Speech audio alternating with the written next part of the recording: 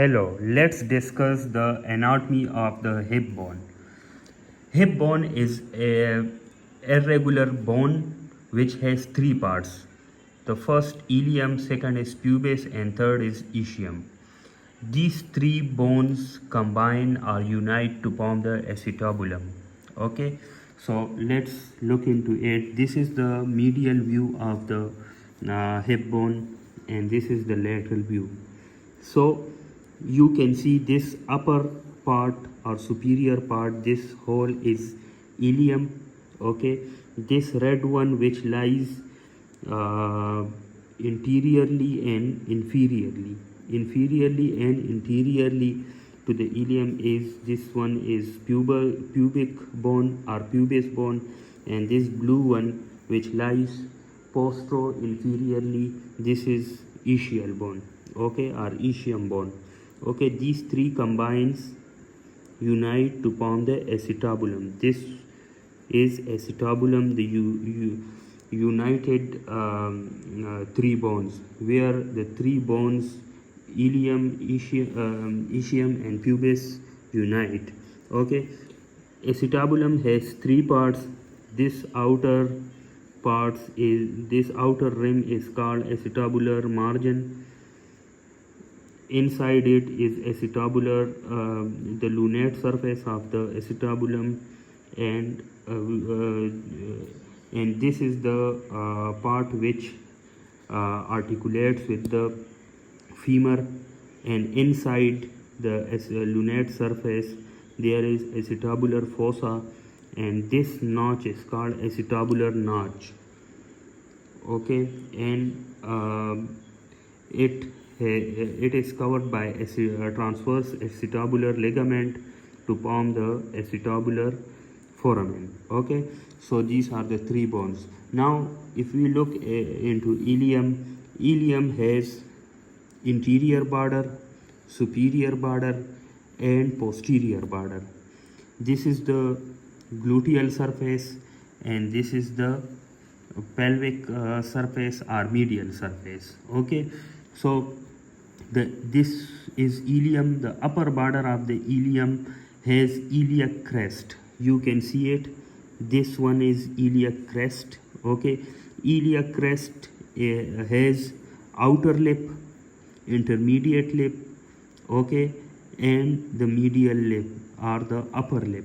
Okay, so the outer lip has a crest. It is called iliac crest. Okay, so it has outer lip, intermediate lip, inner lip or medial lip. Okay, you can see the inner lip in here. This is the intermediate lip, and this is the inner lip of the iliac crest. The outer lip of the iliac crest has a tubercle. This is iliac tubercle, this one. Okay,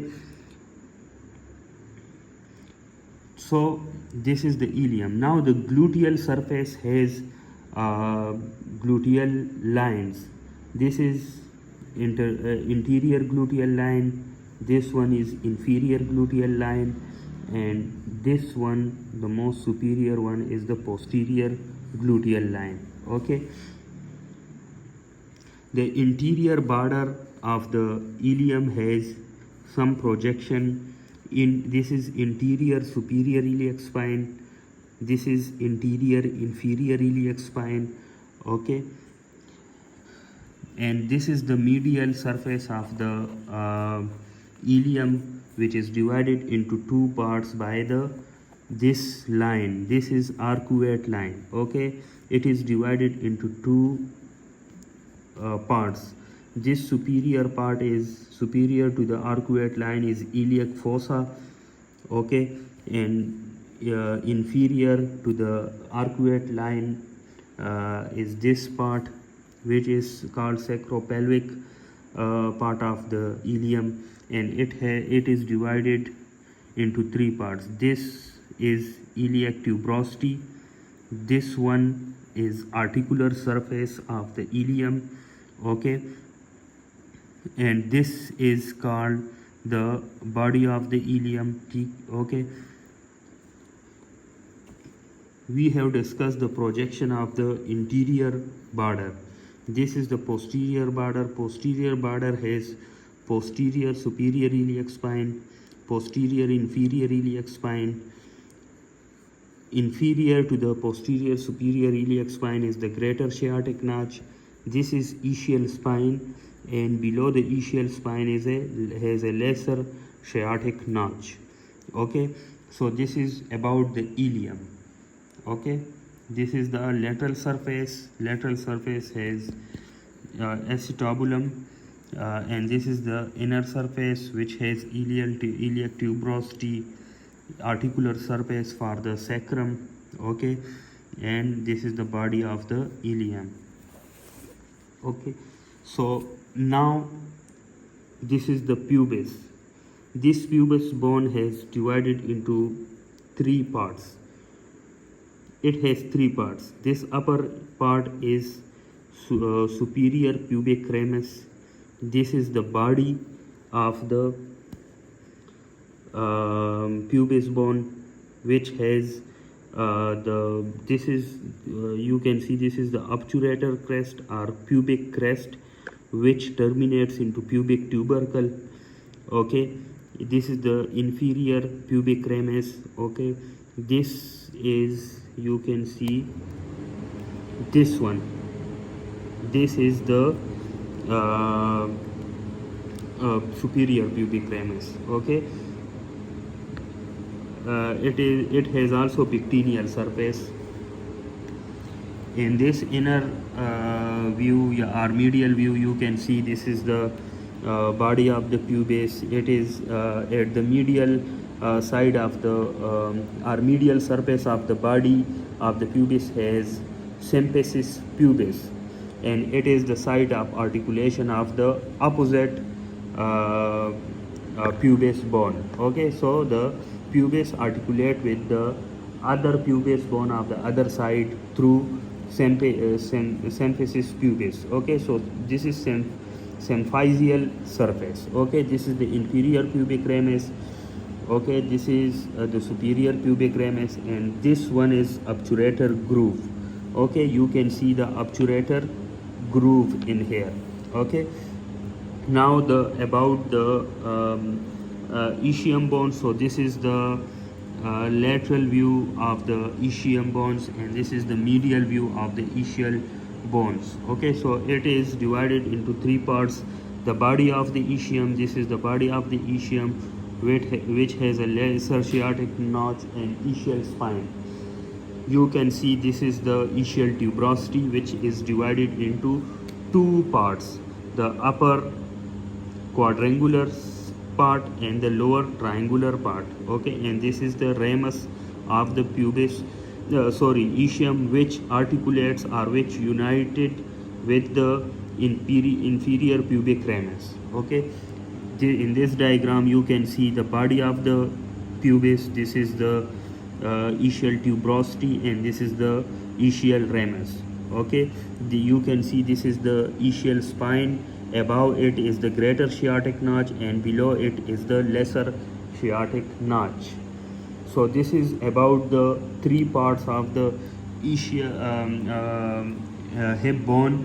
Now how we will identify the side of the hip bone, whether it is right side hip bone or left side bone. So we will have to look into three features. First is iliac crest. Iliac crest will be upward. Okay, the iliac crest will be upward. Then we will look into acetabulum. This will be lateral.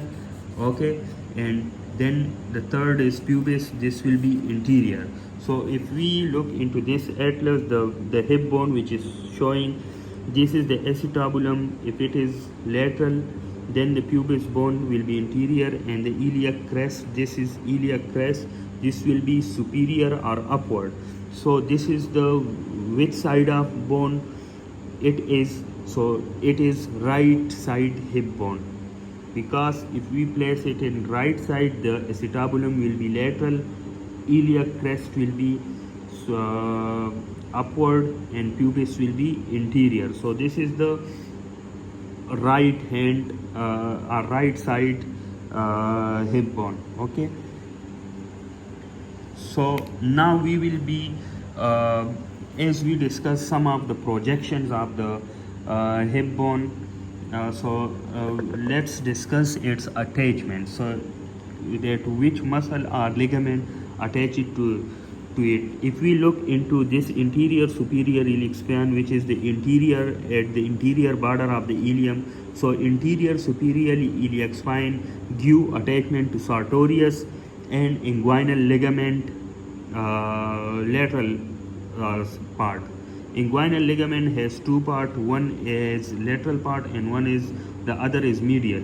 So the lateral part is attached to interior superior iliac spine, while the lateral medial part is attached to the pubic tubercle. Okay, pubic tubercle. Now the interior inferior iliac spine, so it has attachment of muscle and ligament also. The muscle which is attached to interior inferior iliac spine is the short head of the rectus femoris muscle, and the ligament is iliofemoral ligament. Okay, now if we look into interior posterior border has posterior iliac spine and posterior inferior iliac spine. Both of them gives attachment to the gluteus maximus muscle and sacrotuberous ligaments. This pubis bone has pubic tubercle, and it gives attachment to the medial part of the inguinal ligament, and it also gives attachment to the cremasteric muscle. Now this pubis ischium bone has ischial spine. Above it is greater sciatic notch, below is lesser sciatic notch. So the ischial spine give attachment to the muscle? Levator ani muscle, okay, and coccygeus muscle. The body of the pubis give attachment to the adductor longus muscle.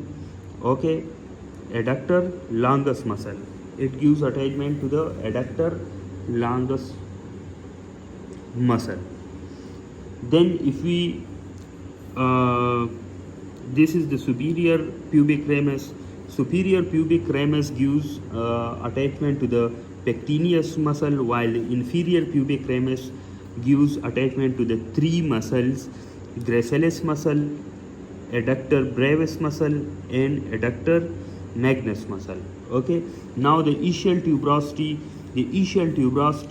gives attachment to the all the muscle of the posterior compartment of the thigh, which are semimembranosus, semitendinosus, bicep femoris muscle. Okay, so these are the main attachment of the hip bones, muscles and ligaments. Thank you.